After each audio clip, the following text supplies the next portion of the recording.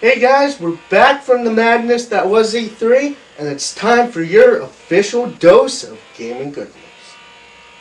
Today on the show, I'm going to be taking a look at the DS Lite and also New Super Mario Bros. For those of you who thought that I was a Nintendo fanboy, you're going to be very surprised. And I'm going to be taking a long-awaited break from reviewing DS games to talk about Indigo Prophecy for the PlayStation 2. And myself, I will be reviewing a hidden gem on the PC in the computer corner, Hamster Ball Gold. And also for the PlayStation Portable, Syphon Filter Dark Mirror. So right now we're going to kick ass, take names, and review games on this episode of GameLife.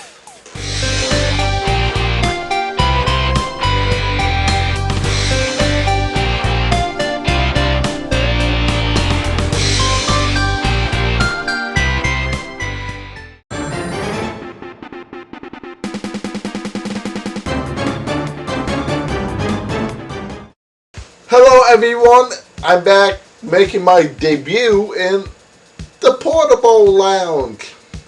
And this time, I'm going to bring to you a GameLife first. It was featured for a few seconds earlier, but this time it is a full-fledged review for the PlayStation Portable. This time, Syphon Filter Dark Mirror. Gabe is back in an all-new adventure with all of his shooting, takedowns, and wonderful mysteries. Let's take a look. Gabe Logan is back, and this time it's on Syphon Filter Dark Mirror for the PSP. What is one of the better games, if not the best game for the PSP, truly comes out of a series that once lost its touch, but now it's back with a bang. Graphically, I love it. What you have here is very detailed character models. The background is detailed, and yes, there are even rather changing effects. And how can it get any better than that? Once you have something like that on a handheld system, then you know you hit a jackpot. The music in this game is very well composed. It matches up almost as if it was an action movie, and the music in the action movies, I'm sorry, they are great. The voice acting is tremendous. These guys have poured their heart and soul into providing voices that actually have passion. The sound effects are also very well done, almost as if they were produced for a Hollywood movie. A gun actually sounds like a gun. And that's actually pretty impressive, especially for a handheld game. With over 30 missions, 20 weapons, and 3 levels of difficulty, this game is non-stop action-packed fun. One thing I loved about this game was the AI. They are very challenging, and some of the maneuvers they perform will shock you and maybe kill you. The PSP is catching up to the DS in terms of online multiplayer. Yes, that's right, you can actually use your router or any wireless connection to connect to the internet and face other people or team up with them. And that's something that really makes this worth playing. The story mode can be compared to a James Bond flick, except this time you are playing as the main character. However, one thing I do not like about it is that sometimes it can be over dramatic and makes you wondering what the hell is going on. In the very end, it does all add up. So basically here, what I'm trying to tell you is this game's gonna leave you wondering what the hell happened to your battery life. So there you have it, Syphon Filter Dark Mirror for the PSP. The gameplay is basically like any other Metal Gear or Syphon Filter game where you go around, you gotta use stealth, you gotta kill people. It's fun! Nonetheless, the sound's great coming from the PSP, and the story is very well developed. This is the single best PSP game out there. I would highly recommend getting it, so I give it a 9.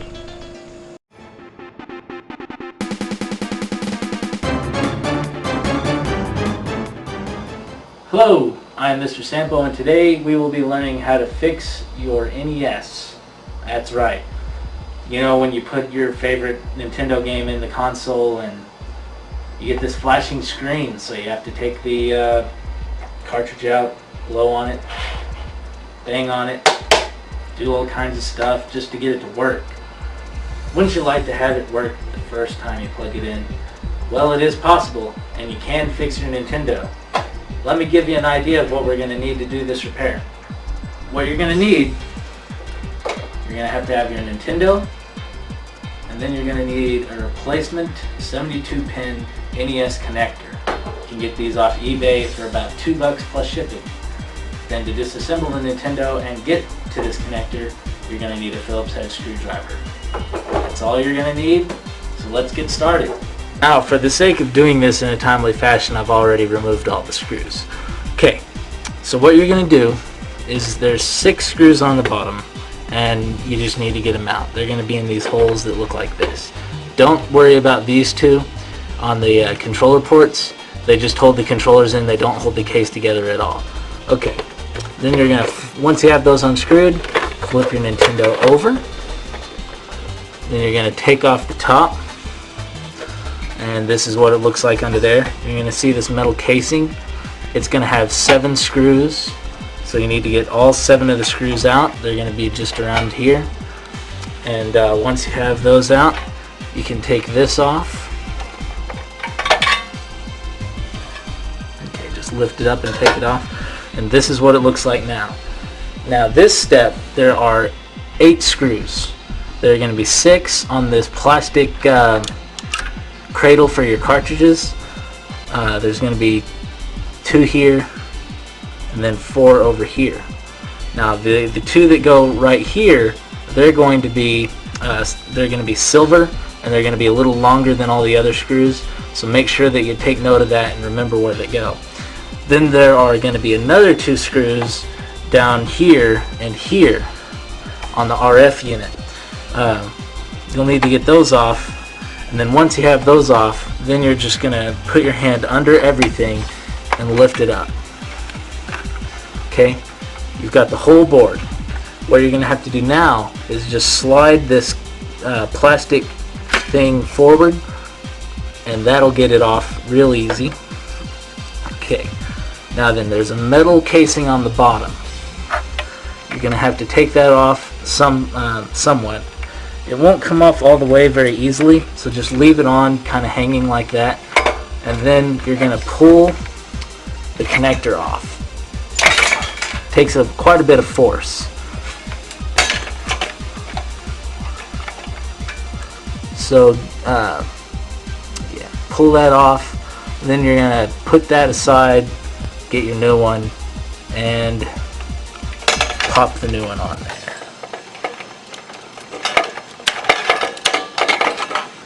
Putting it back together is pretty simple. Just put it back the same way you took it apart, only backwards. Once you have it put back together, hook it up to your TV and start hopping on Goombas again. I hope this guide has helped you out. You should not have the blinking problem for quite a while now, and that's it.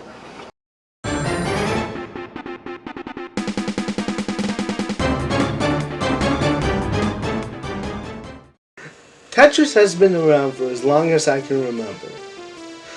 But I'm not even talking about Tetris here. I'm talking about New Super Mario Bros. Nintendo has come out with their first true iteration of a 2D Mario game since Super Mario World. Except, this time, it's for a portable system, the Nintendo DS. Let's take a look at what it has to offer right now.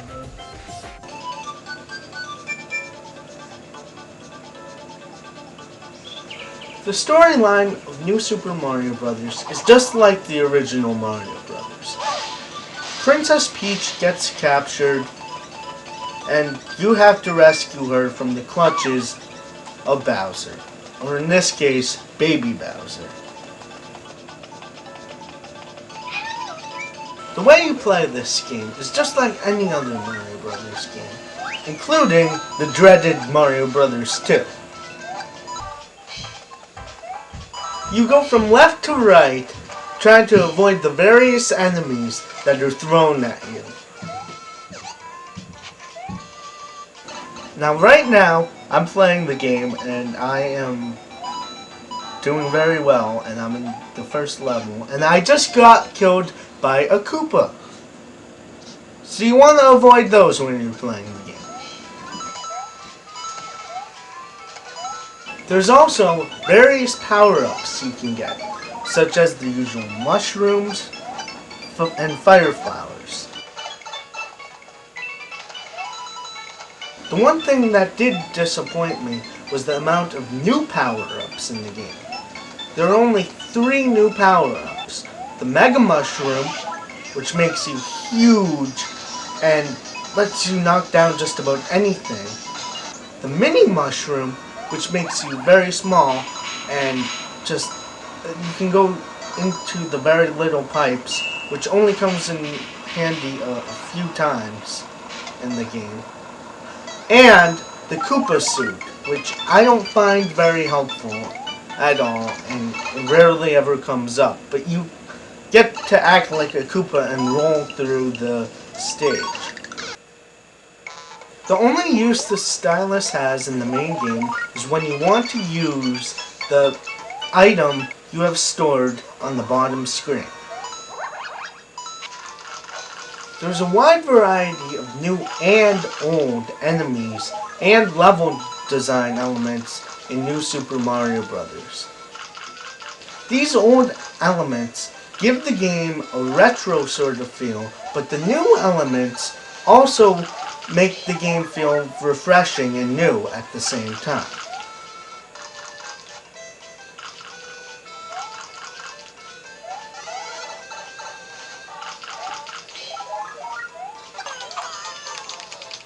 The mini-games are back from Super Mario 64 DS, including some new ones, but these just feel tacked on.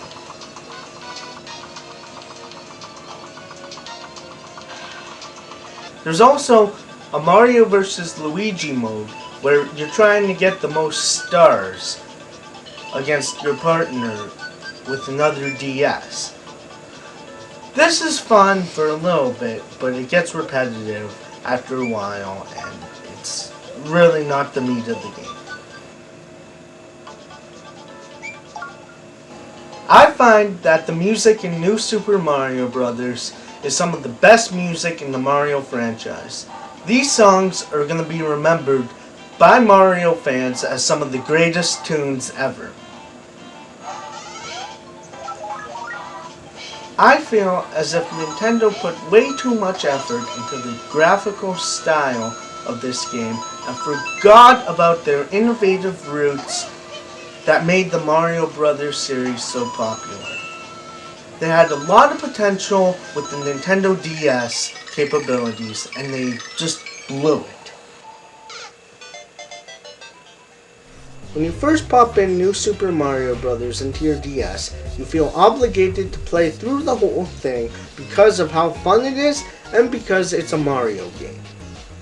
However, the lack of flying abilities and the uninspired level design hold this game back. It might come as a surprise to you that I'm going to rate New Super Mario Bros. A score of 7.5 out of 10.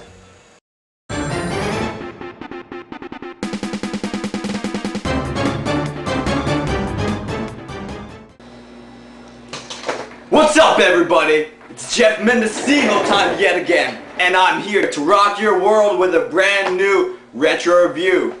Contra. We are bringing Contra to you right now. Contra is a really annoying side-scroller that can really upset you, depending on if your girlfriend broke up with you because you're on an internet show.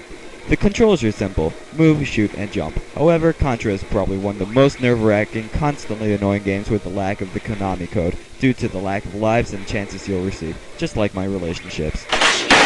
I'm crazy, son. I'm crazy with the gun. One awesome aspect about Contra is that there are so many different unique things. It's hard to believe, you know, people in 1988 were able to think of something like this. Contra is responsible for the Contra code. The code that makes Contra a little bit more playable, because you only have 3 lives and the game is extremely hard. As in, like, you send an actual man out there into the battlefield with 1 gun and you see how he does. I'm so happy, lucky me. I just come my way, living every day. I don't worry, don't things that bother you never bother me. And see, look. Living loving in the moonlight, having a wonderful time. Having gone Holy I beat the first level! Yes! You know what nuts on a wall are called? Walnuts. Do you know what nuts on a chest are? Chestnuts. You know what nuts on a chin are? My dick in your mouth, bitch! Yo, alright, go check this out. You got 1 player, you can play by yourself, or if you have any friends, you got 2 player over there. Unfortunately, back in 1988, not too many people who had video games had friends, and that's pretty much a case today. Yeah. I'm kind of depressed, actually. Yeah, I want to kill myself. I haven't actually beaten the game yet. In fact, I've only played the game yesterday, so... Looks like a hell of a game, though. Come on! Come on!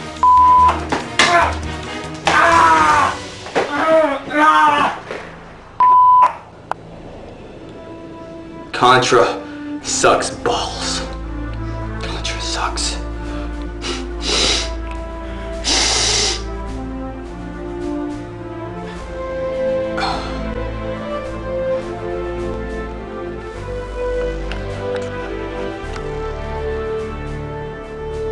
It hurts. It hurts. It hurts. Well, after that small travesty, many would kind of disagree with me at this point, but once you're done with the game, unless you play on 2-player, which most of the time doesn't happen, but once you play on 2-player, after that, you're pretty much done with the game. There's nothing else to do. Of course, NES games during that time didn't really have that extra element to it, other from like the Mega Man series, where you could fight the bosses in different orders and, you know, actually have fun doing that. But Contra keeps having the same enemies from the same places.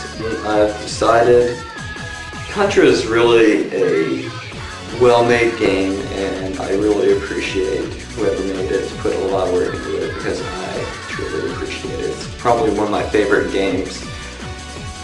But I give it a 7. Back to you in the Gamers Lounge.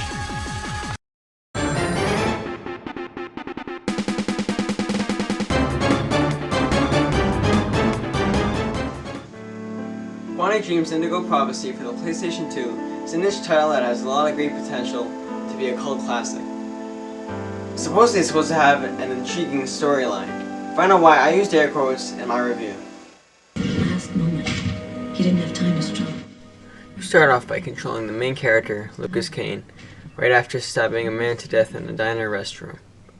You must find out the truth on what really happened, because the feds are right on your trail. Homicide. I found the body in the toilets. The story slowly degenerates from a promising police suspense thriller to a really dodgy Matrix ripoff, complete with the airtime fights and the slow-motion bullet dodging. I certainly didn't feel inspired by the story, because I just got the been there, done that kind of feeling. The game prides itself on its story, but for me I felt it was just really tragic how such a storyline of good potential was wasted.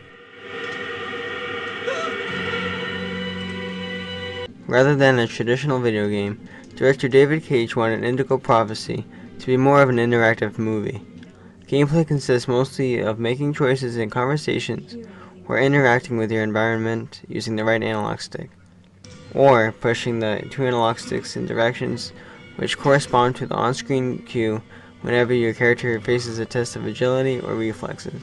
Worse yet, since these circles of multicolored lights are conveniently positioned right in the middle of your screen, you can't really watch whatever's happening. Instead, you will be preoccupied in trying to not lose a life or mental health. Still worse are the sequences when you have to tap R1 and L1 in alternation until a blue bar is filled, which can be truly tiring for your hands and usually ends up rather unenjoyable as well. Lucas is your main guy, but you also need to play the two cops who are investigating on his murder case too. These cops are Carla Valente and Tyler Miles. In a sense, that's great fun because you get to see the game develop in different perspectives most of the time. If there's one character in this game that stands out as being the most stereotyped, it's definitely Tyler. He plays basketball, walks with a strut, loves a white woman, holds off on paying his white coworker back, is always sleepy, has a funky disco beat as his theme, and he also complains. If you want a bitch, do it inside. That way I don't have to freeze to death listening to it. And for some reason, he surely loves his video games. Statuette of Socks, one of the characters in my favorite video game. It's kind of like a video game. Have you ever played a video game, Mrs. Morrison? No. Then go buy yourself a video game. Quantic Dream pushed this stereotype so much, I had no interest in what happened to him as much as what happened to Carla, Lucas, or Lucas's brother Marcus. Sound-wise, the voice acting is great because the line delivery is believable and doesn't seem forced. I had taken a life, given one back. Nothing really changed for me. I was still wanted for murder by the police.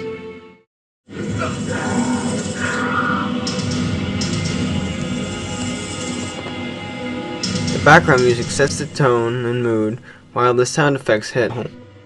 They even have tracks from known artists like Nina Simone and Theory of a Dead Man.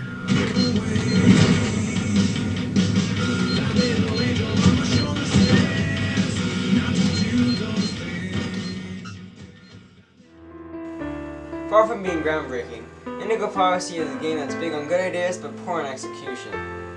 The story starts off interestingly enough, but then takes a downward spiral to the point where you think that the developers just had to meet the deadline. The controls are kind of wonky, the camera can get stuck behind certain parts, and the game will only last you about 7 hours.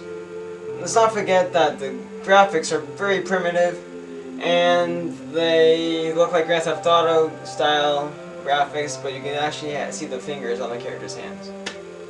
All of this considered, this game gets a 6. I'm enough for this game.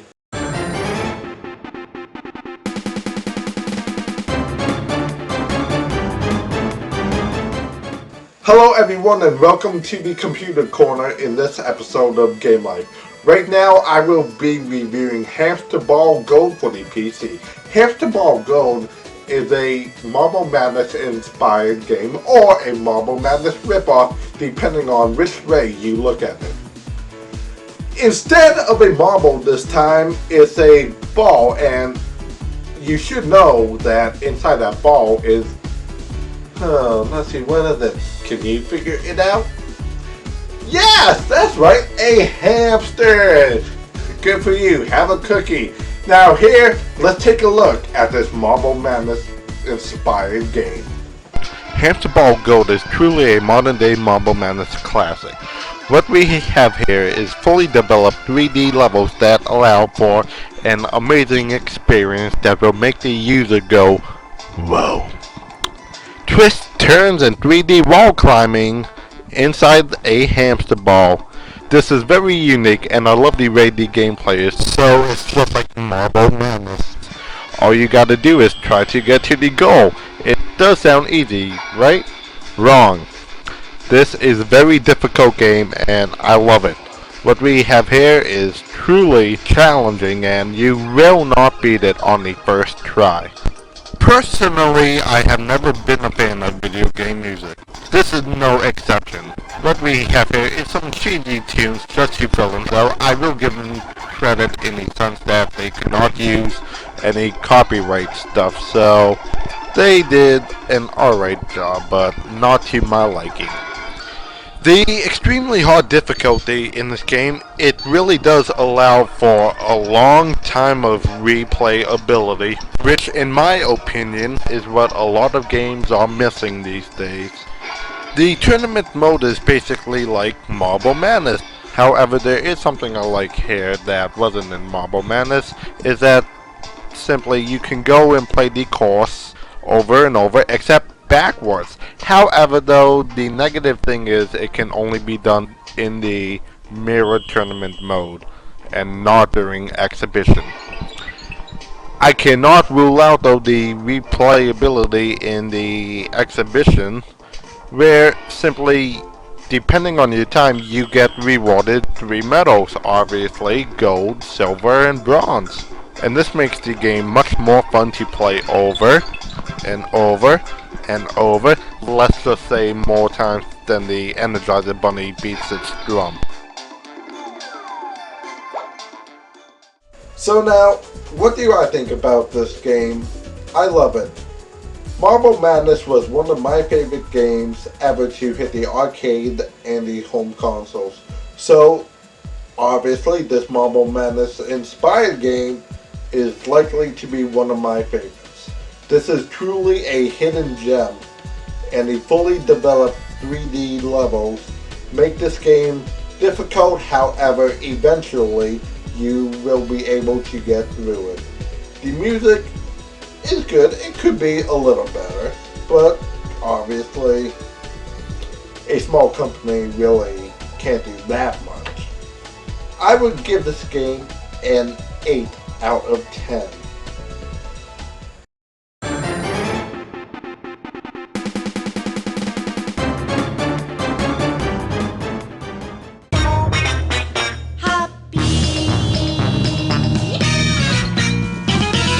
Today we're taking a look at one of my favorite video game series, Taiko no Tatsujin. This began as an arcade game in Japan in 1999. It became so popular that Namco began to produce this wildly infectious drumming rhythm game for the PlayStation 2. There is currently 1 US and 6 Japanese releases for the PS2. Let's go play them, shall we? Taiko Drum Master is currently the only US version of Taiko no Tatsujin. It contains 31 songs, mostly remakes of American pop songs, like Britney Spears' Toxic, Jackson 5's ABC, Madonna's Material Girl, and Love Shack by the B-52s. There are also various classical pieces and Namco originals like Katamari on the Rocks. This version is sold bundled with its own controller, this Taiko drum pad, and 2 sticks. You can usually find it for under $40. The drum pad is divided into 4 parts. The left and right controller, represented by red-faced taikos on the screen, and the left and right outer edge, represented by blue-faced taikos. These drums, incidentally, are called Don and Wada, twin brothers who, according to the game, went to share the beauty of taiko with the world. Like most music games, you pick a song from the list and then attempt to play along. If you can keep the beat well enough, you will unlock additional songs, as well as the game's most difficult mode, Oni. Now, I like the American version well enough, but the real fun is in the Japanese imports. In these games, there's a much larger variety of music, including J-pop, gabber house, video game music, and an entire volume devoted just to anime themes. If your PS2 isn't modded, then you can just do what I do, and use Swap Magic.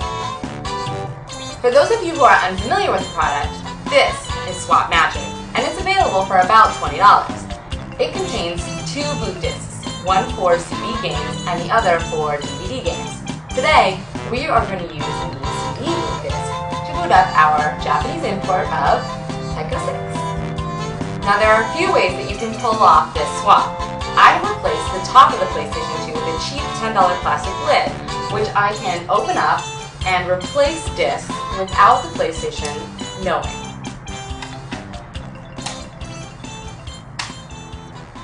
And your game loads. While the menus are in Japanese, they are almost identical to the US version, so you can use that as your reference if you get stuck. There are also a few translation guides available at GameFAQs.com. Now let's take a look at the wide variety of music these import versions have to offer.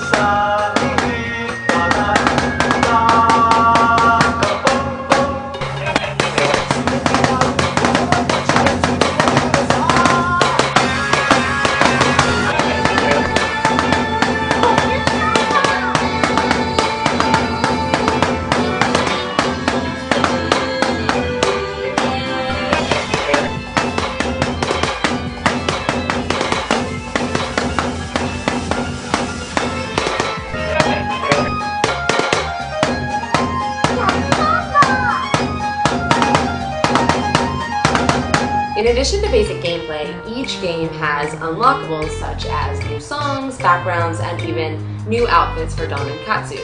Each game also has 3 minigames.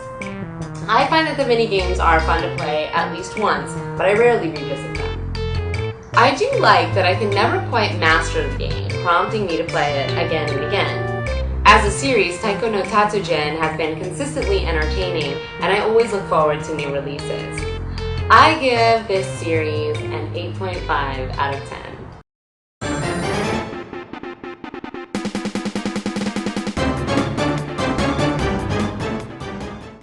I'm back in the portable lounge, and as promised, here's my review of the DS Lite. Now, first off, I'd like to say I'm very impressed with the overall design of the system. It's much sleeker, it's smaller, and it even compares in style to the PSP. Now, also, the stylus is bigger and it has a better holder position too on the bottom of the screen, so you can actually control your game a little bit better. Now, there's also 4 degrees of brightness. The darkest, meaning you'll get even more battery life. And also, that was the original for the original DS. So, that's just amazing that they could get that much battery life out of it. But the one thing I don't like about this DS, and it really ruins the coolness factor of the system, is that when you stick a GBA game into the appropriate slot, it just sticks out. It totally ruins the feel of the system. Come on, Nintendo. So, what's my verdict on this? Well, if you already have a DS, like me, then I don't think it's worth the purchase of $129.99. But if you don't have a DS, then you really want to get one of these systems since they're so cheap and they have some great games for them, such as Metroid Prime Hunters and, yes, New Super Mario Brothers. So, again, if you don't have a DS, go out and get one of these, but if you do, stick with the original. that about does it for this edition of GameLife. But before we conclude, I've got to ask these guys a question. What do you think of me being a Nintendo fanboy now, huh? Well, you're not wearing a Nintendo's awesome shirt, so you're almost there. Ha ha ha, very funny, Alex. I think it is. Dave, over there, you're looking a little bit stressed, man. What's up? You gave the first 2D Mario in so long such a low score. 2 words for you. Super low. And you know what? That's fine, but I got 2 words for you. I cringe. Wow. That was unexpected. But you can find some clues about Dave's disappearance on GameLife by going to www.gamelifeshow.com and checking out what's happening there. And at least me and Alex will see you next time on GameLife.